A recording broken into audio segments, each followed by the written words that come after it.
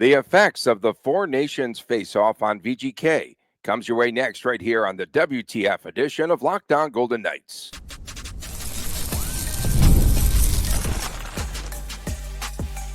You're Locked On Golden Knights, your daily podcast on the Vegas Golden Knights, part of the Locked On Podcast Network, your team every day. Well, hi again, everyone. Tony Cardasco and Chris Golick from Las Vegas. I am a longtime sportscaster, a marketing consultant, and the host of the Saturday Sports Beat radio show on Odyssey from 8 to 9 a.m. Pacific time every Saturday. He is Chris Golick, the collectibles editor of the Hockey News and the owner of Silver State Cards and Sports. Thanks for making us your first listen each and every day. Coming up ahead on today's show, the Panthers continue to roll. Can the Oilers tie up the series tonight?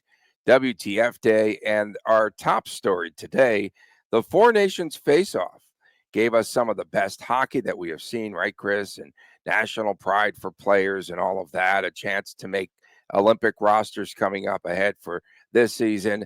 But on the downside, some of the top players were sidelined due to effects there that were suffered during the Four Nations Faceoff. And the top names around the league that you look at, Matthew Tkachuk, he was placed on LTIR afterwards, defenseman Charlie Coyle. And on the home front for VGK, Shea Theodore missed time due to that broken wrist. Plus, there were numerous other minor injuries, and those who participated in the Four Nations returned home sore and tired, beat down a little bit. VGK's Jack Eichel and Mark Stone, they returned to Las Vegas. VGK had its first 7 games at home after the break, and it was kind of peculiar to me. Bruce Cassidy said that Stone and Eichel didn't want any time off, but eventually attrition, not having a break there, and the physical grind of playing in the Four Nations, I felt took a toll. There's no doubt it took a toll. And you can tell there was a conscious effort after the Four Nations to manage minutes. Now, to be fair, this might have just been, hey, it's after the All-Star break. If you have it, it's time to dial things back a little bit. You look at Jack Eichel's and Mark Stone's minutes per game on Hockey Reference. You see a noticeable change between February 8th and not long after February 22nd. The eye test will tell you that Mark Stone had a lot less games with 20 minutes or greater time on ice. Same can be said about Jack Eichel. So again, that's on Hockey Reference under the game logs. Kind of interesting. Again, directly related to the Four Nations, maybe not. Number of players that were selected to the final 4 teams. Florida Panthers had 8 players selected. Edmonton 3, Dallas 7. Hurricanes had 3, Golden Knights had 7, ultimately 5 win because Carlson and Pietrangelo did not go. So looking at in the Washington Capitals, best record in the East and everything, had nobody wins. Logan Thompson discussion, save that for another show. We've hit that already. So you do wonder in the grand scheme of things, how much did it matter on the fatigue side? Did it matter? Of course it mattered. It definitely mattered. Can we measure how much it mattered? I don't know about that. On the plus side, you had a lot of good things that did happen. I'm sure we're going to drag it plenty in this segment, but Connor McDavid learned how to score a goal in a huge moment in his career. A lot of players on that Team Canada roster that have not won a Stanley Cup got a chance to win a huge winner-take-all. And on the losing side, same can be said about the players on Team USA getting the big game experience. So there's a lot of positive, but again, the fatigue, the injuries, the few superstars that did get hurt, it's just, I don't know. Was the carrot worth it? Was the pearl worth the dive? I'm not sure about that. Yeah, the NHL has to weigh the risk because it is kind of risky. And now, as we head into 2026 and Italy in the Olympic Games, how are they going to have players regroup and come back? Because wasn't it just a couple of days, right after the Four Nations, that they jumped back into the regular schedule? And so you need a little bit of time to recover there as well. And I know that there's a short window for the NHL, but they need to figure out a way because it's very risky to put a lot of these top-notch players in that situation. The Olympics, you'll have many, many, many, many, many more players going too. This was the Four Nations. I don't know what the number is off the top of my head, but what 10 plus teams will have NHL representation in the Olympics? Again, I'm spitballing. I don't know the actual answer off the top of my head. Seeing players like Draisaitl are going to get their chance out there and so on and so forth. So, yeah, there's a lot of moving parts, and Italy's, slightly farther away, too, than Canada and Boston, or Toronto and Boston. Toronto and Boston really played the games. Yeah. Or no, Montreal and Boston, pardon me. Montreal and Boston is coming from overseas to get back, and then you get that short window and everything. So, yeah, there's a lot of challenges and everything that will go into the Olympics. Is that next year already? Yeah, 2026. Jeez, yes, sir. Okay, it's crazy. It's coming fast. Life's coming fast. School year ends already today. Early WTF. But yeah, I mean, there's so many challenges, and we're not even talking about what happens on the ice. We're not even talking about the rigor of the round robin play and then the elevated play once the knockout stage starts, and of course, whoever makes it to the final game and the medal games and everything. So you will see similar attrition with the injuries. You will see big names go to LTIR. Maybe the general managers want that. I don't know. But you will see big players going on LTIR. And I get it. Like I'll tolerate the Olympics all day, right? That's just international pride and everything. Four Nations exhibition tournament. They got a trophy and medals. Okay, fine, whatever. But still felt like an exhibition tournament at the end of the day because nothing is like the Olympics. Nothing is like the Worlds that are going on right now. Denmark, huge upset over Team Canada last night. Or yesterday morning, probably our time.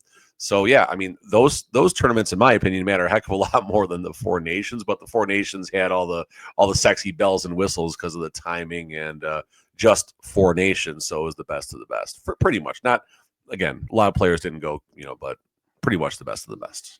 It increased international hockey interest. They averaged around 7 million viewers per game, 16.1 million. I think, Chris, was the final number for the USA and Canada. But again, I think it had an impact on the playoff contention. A lot of teams, things shook out, and Florida wasn't by far world beaters in that second half. They wound up, in third place. I think, right, in their division. Brady Tkachuk, LTIR from that moment on. Yeah, and then Brady Tkachuk was injured. Vincent Trocheck was injured. But I never understood. Coyle, right, earlier too. And Charlie Coyle, yeah, we mentioned him. But I never understood why Cassidy, why VGK couldn't just shut down Eichel and Stone. They made it seem as though the players had the option to play or not. And of course, given that opportunity and Eichel's chasing 100 points, sure. I'm going to want to play. And the contract is coming up again. Let's mention that for Eichel. So, yeah, if he hits 100 points, then he probably could get more than 14 million for a season. I think Eichel's contract is no pun intended, set in stone wherever he ends up with, whether it was 94 or 102 points. I don't think that's going to matter. Really, the last thing, there's two more things that can really affect Jack Eichel's contract, although they're not going to happen during this one because he's going to sign a massive extension, hopefully in the next about 37 days, somewhere in that window. He's going to sign a massive extension. But if he were to win a Conn Smythe, if he were to win a Selke, or at least become a Selke finalist, maybe that knocks him up a little bit more. But there's not much a player like Eichel can do. You know who Eichel is. He's a great two-way player. Blah, blah, blah, blah, blah, blah, blah, blah. Okay, he's not a Four Nations champion. Give the guy 100,000 less. Like that. I don't think that's necessarily how that's going to play out. Another player that was injured was Matthias Ekholm. Gets sick at the Four Nations, returns to action and was injured. And I'm not sure if it was anything to do with the effects of playing in the Four Nations. But I think a lot of these players, even eventually wore down. And I can go back and say that could be a result of playing those extra games and the physical grind and the mental grind on top of it and wanting to win for their countries. I cannot imagine all the pressure being put on Team Canada and those players. Everything matters. It's all in the stew. It's the butterfly effect. Everything matters from the Four Nations. And yeah, we'll see. Ekholm should be getting back in there, right? Sometime this series, I think. I don't know. He said he had a miraculous recovery now. So he was on the ice yesterday. Coming up next, the Florida Panthers go up 2-0 in their series over the Carolina Hurricanes, 5-0 the final shutout win. Last night, we talk about the Panthers' dominance and the Canes' futility. Next, right here on Locked On Golden Knights. Do you ever check your bank account and wonder, where in the world did all my money go? And that's an average occurrence here in Vegas. Dining out, online shopping, entertainment, all of that is so parlays. It is so easy to lose track. And that's where Monarch Money comes in. It's your personal CFO, and it gives you full visibility and control over all of your finances. And it's not just a budgeting app, it is a complete financial command center. So you need to check it out, and you can track all of your accounts, investments, and your spending in one place. So you stop just managing your money and you start to build wealth. And I just realized how much I spend on just stopping to pick up snacks maybe during the day, or a few beverages here and there in the heat here in Vegas. And it definitely does add up. Managing your money with your partner is smoother than ever, Mr. Golick, and you can track shared and personal accounts. Take control of your finances today. Use that promo code LOCKEDONNHL, and you will receive $50 off of your first year at monarchmoney.com. Again, use the promo code LOCKEDONNHL, and you'll get 50% off of your first year at monarchmoney.com. Welcome back on this WTF edition of Locked On Golden Knights. Tony Cardasco and Chris Golick reporting. I need a command center for watching too much sports right now, because it definitely cuts into focusing on things that are important to me and getting work done. I'll have a game on in the background. I get caught up in it, and then I'm up till 1 and 2 in the morning. Don't forget tomorrow, perhaps the Chris Times Chris Jr. show. We'll see. 14 consecutive losses in the conference finals for the Carolina Hurricanes, which is just an unbelievable. Imagine parlaying that. Oh, my goodness. The Panthers, one thing I noticed last night, a massive size advantage. 2-0 the series lead for the Panthers as they head back to Sunrise. A physical series. Sam Reinhart now clipped by Sebastian Aho. Seth Jarvis rocked by Nico Mikkola. It's a very big size advantage for Florida, and that's another team that VGK is going to have to catch up with. We talk about sandpaper and take a look at what Florida's doing. Florida, I have to point out something here. Florida's goal differential, Chris, is plus 25, and that is a record in the NHL. That's the best ever if they can keep that up. 17 shots on goal only for Carolina, 7 shots through the first couple of periods in that game.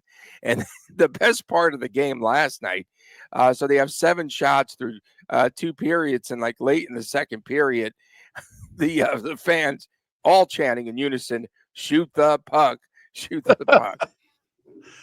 I mean, what are you going to do there? I would Rod Brindamore. I feel for him. I mean, what is going through his mind right now? He's a proud representative of that team, not only on the coaching side, but played for a large number of his career. And now here we are. And I think he got extended recently too. So listen, you're hired to be fired, fine, whatever. But okay, here's the question. Here's the angle. If the Golden Knights, I know the answer already because Pete DeBoer got fired, but how many conference finals losses in a row would it take for the Golden Knights to fire a coach? And the answer is less than Rod Brindamore and the Carolina Hurricanes, because it basically happened to Pete DeBoer. I mean, yes, it was 2 conference finals, then a missed playoff, but still. So a lot more patience maybe in Raleigh than there is in Vegas. But going to the Panthers side, right? Big, heavy team. This is very reminiscent of the 2022-23 Golden Knights, at least the way the Golden Knights played on the ice as far as that big and heavy game. Then definitely don't look as big and heavy now, unfortunately, when they in the first 2 rounds. So, you mentioned copycat league, right? Golden Knights got to find a way to put a team together to compete with the Oilers and ultimately with the Florida Panthers, because they're not done with this anytime soon. I don't think Marchand comes back down there, but outside of that, I mean, that team is just so strong. They lost some pieces. It doesn't matter. They're well coached. And right now, the Florida Panthers on FanDuel are the Stanley Cup favorite at plus 125, Stars plus 190, Oilers plus 370. That's the bet right there. Carolina Hurricanes plus 1,000. That's flushing money down the drain, down the toilet. Yeah. Here's something that stood out, and you do need to keep up with the Seth Joneses. Keep up with the Jones, right? Florida's defenseman, 34 points, Chris, in the playoffs. Think about Seth Jones was this. a great acquisition for him. I know.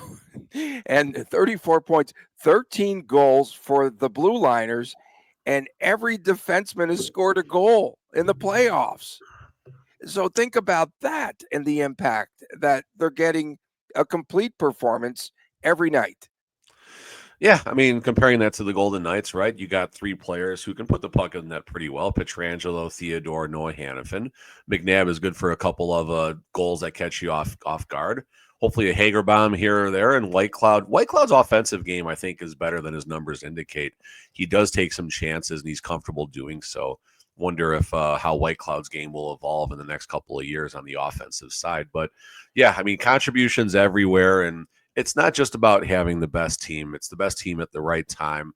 There's luck that goes into it. Kelly McCrimmon talked about that again at his closing presser. Always. It all has to align. It all has to align. And speaking of a line, I guess we'll see if my perspective on the Stars Oilers series starts to align tonight, and if the Oilers get back into it, because I was pretty confident that the Stars win the first game and then Oilers come back and win the series. So we'll see. Dallas looks to go up 2-0 in that series. If they do that, it's going to be difficult to come back. We saw what happened with VGK. The Stars, 3 consecutive power play goals in the last victory. Yeah. That was just unbelievable. In this economy, Steve Spott. In this economy with Steve Spott, that's definitely the line of the week. Legendary. That's legendary status. Do you think we see? Have we heard anything about the goaltending situation early in the series, I should say? Calvin Pickard might be the choice here if he's back at 100%. I think Grant Fuhrer is going to dress tonight between the pipes for the Oilers. Listen, the recipe for success for the Oilers: stay out of the ding-dang penalty box, right? I mean, their penalty kill was bad, and that's a place where the Golden Knights could not capitalize as well in that series. I mean, it's important to recognize that the Golden Knights power play was one of the couple of failures that led to us talking about what golf course the Golden Knights are going to be on today. So we'll see exactly if the Oilers can stay out of the box. Because I mean, again, you look at the game, all scenarios and everything. Oilers stay out of the box, they win a hockey game. They're up 1-0 in the series. And credit the Stars for taking control. We're not knocking the Stars by any means. They took advantage of what was in front of them, which you have to do this time of year. It's that opportunistic moment. It's that big play. It's that big circumstance. And again, all the things the Golden Knights did not do.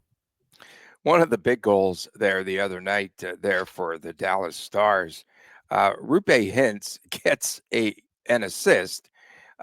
So he's sliding down, gives up the puck as he's laying down. Behind him is Duchesne, and Duchesne takes a shot, first one off the butt of Roope Hintz, regathers the puck, and then he puts it in the net. And so I didn't notice that. I'm watching the game live. About that luck. It's about that luck. I'm telling you. They didn't have a really You have to have the luck. You have to have the luck. They did not have a good review of that on TV. I thought, for VGK, if they were going to win the cup, this would have been, the degree of difficulty would have been far more than it was a couple of years ago. Take nothing away from that championship run, but I just thought the teams were more balanced and maybe better that they would have to go through to win the cup this year. It was a special run for the Golden Knights. The luck, the injuries. I mean, will they lose 2 man games in the entire Stanley Cup playoff? It was that odd game against the Jets where Theodore, Hall's name got in the Stanley Cup, basically. So injuries were pretty much trying to trigger me this morning, aren't you? I know. William Karlsson playing for Team Sweden right now in the Worlds too. So there you go. Has he scored anything? Has he hit the net at all? I don't know.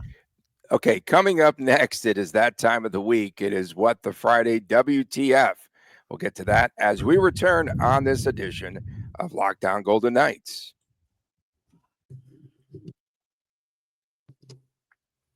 Welcome back from Las Vegas. Tony Cardasco and Chris Golick reporting. Thanks for making us your first listen each and every day. You can find us wherever you get your podcasts.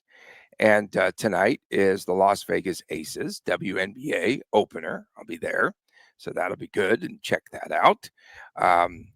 We want to get into some of the WTFs of the day, and something that stood out, and I think you were the first one. I heard it on locker cleanout day, and then you accentuated it, if you will. My favorite: I don't manage, I coach. That is such an odd WTF comment for Bruce Cassidy. Yeah, it's odd, and and I guess I don't think he. And again, I think people thought I was thinking it was a negative thing. I don't think that's necessarily how I took that. You think they're drawing the lines? No, I think you're 100% right on that, Tony, because Kelly McCrimmon was very quick when he first hired Coach Cassidy. Oh, the roster composition is independent from the coach. I forgot the specific quote, but it was paraphrasing, I'm going to do my job. He's going to do his job with the roster I gave him. So Bruce Cassidy, a couple of years later, hey, I don't manage, I'm the coach. So I'm okay with it. I'm okay with it. You can look at it as that. You can look at it as if it's relationship with the player's perspective, however you want to shake out that quote. I think people took that a little too far on Twitter and stuff. There was like 30,000 views on the tweet, and a lot of people thought I was dragging Cassidy. It was like, I thought it was interesting. I thought it was interesting. And I still, to this moment, I don't have an exact perspective, but I thought it was an interesting observation. And if Cassidy's taken a little shot at McCrimmon, fine. Good on him. Good on him. Now, McCrimmon's the boss. It rolls downhill, but, so. At least McCrimmon wasn't looking over his shoulder like he was at the introductory. Oh, he was watching nowhere. He was up in his perch and watching. All right, I'll fire a couple here right now. Number one, you had Austin Matthews, Mitch Marner, John Tavares golfing. They were golfing. They were blowing off some steam. 72 hours after this tragic Game 7 loss, moment of silence. Okay. People are upset that they are living their lives. Like it's the scene in the Fever Pitch, right? When it's before Game 7 or something like that. And Johnny Damon and Manny Ramirez and all the players on the team are eating with gusto. Like, the players are human. The season's over. Like their obligation to win hockey games is done. Let them blow off some steam. I know Leafs fans are, hoping to not die before they win a Stanley Cup. But the reality is these are humans. Let them enjoy their time. So WTF Leafs fans, slow it down. WTF WWE WrestleMania maybe coming back for 2 years in a row. That's pretty exciting. So that's a positive WTF for me right there. Negative WTF traffic, Tony. Traffic. We went to paint the ice. Our session was 3:00. Had a dinner at Samurai Sam's on the way home. Shout out to Samurai Sam's. That was yummy. And then the drive down 215 from getting on by like Windmill over there was abysmal. It was terrible. We pulled up the map on Google. It was like that deep burgundy red, and like that's an everyday occurrence now on that stretch. So our city's getting crowded, our infrastructure lacks, and yet they keep building more homes and more houses and more apartments and everything.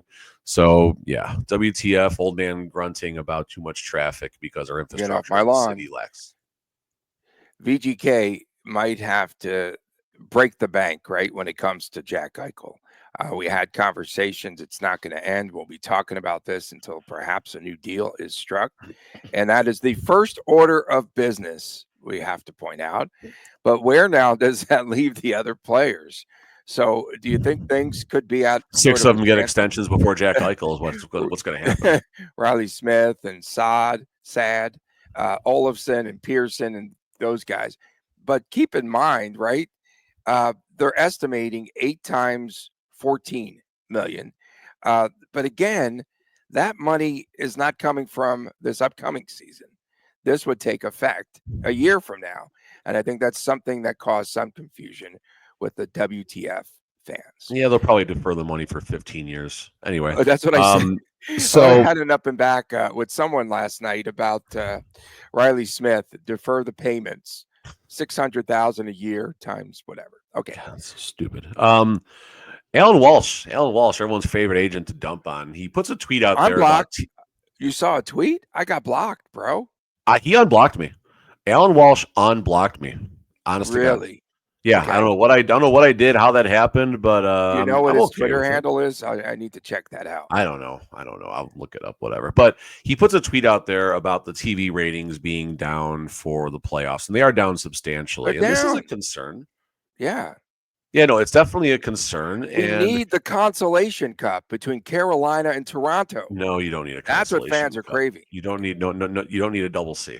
But going back to Walsh's tweet here, listen, I can't stand the guy. I think he's toxic in a lot of ways, but I also understand him putting a tweet out there talking about the TV viewership down, and the NHL needs to find a way to continue the excitement, right?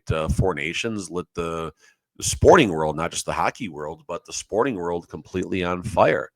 And now they have to find a way to continue that in the NHL Stanley Cup playoffs, especially if and when and if the big markets were to go down. I mean, just imagine if the final, no disrespect, but if the final ended up being Dallas, Carolina.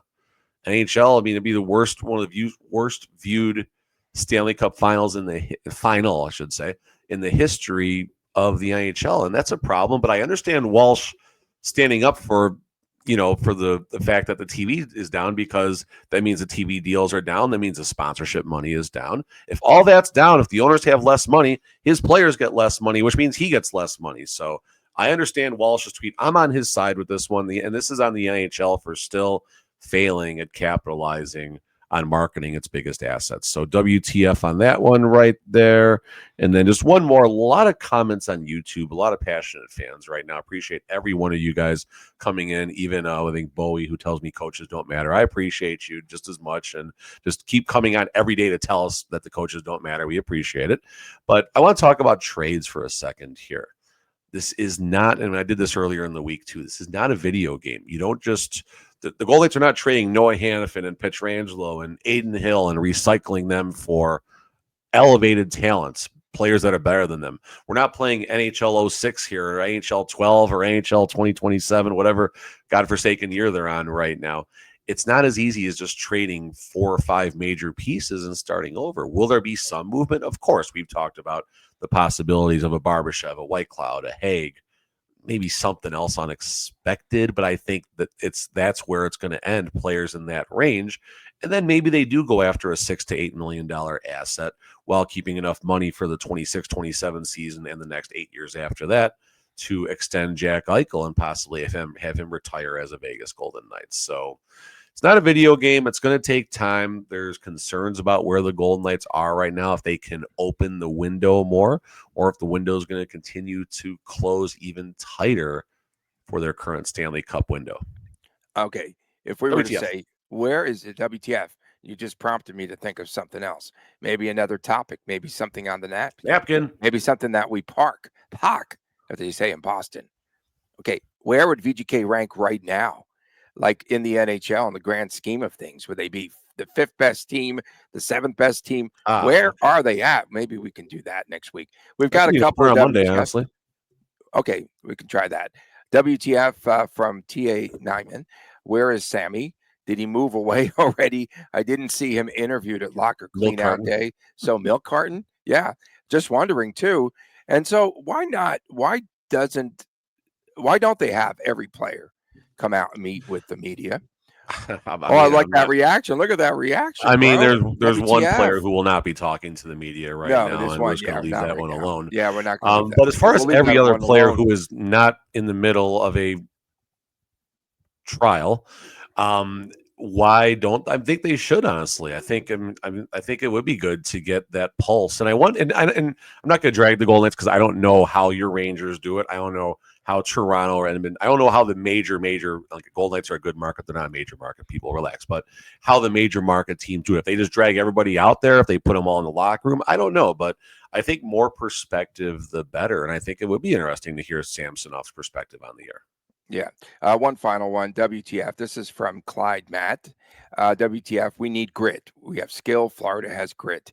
We need to give something, if value, to get some grit. You can't win in the playoffs without it. And he's absolutely right. And that's in our sandpaper category. We appreciate Kolsar everyone. was on the milk carton too. He didn't have any grit either. Okay. We appreciate everyone tuning in, especially our everydayers, right? Golick, we're going to be back on Monday. Is that what you said? I think You're so. making me I don't work see why not. holidays. We should come Okay. back on Monday. Okay, we'll be back on Monday. Thank you so much for tuning in, wherever you might be. From a man, Chris Golick, I am Tony Cardasco. Have a great day. Have a great weekend, everyone. We'll see you again on Monday right here on Lockdown Golden Knights. And please take care.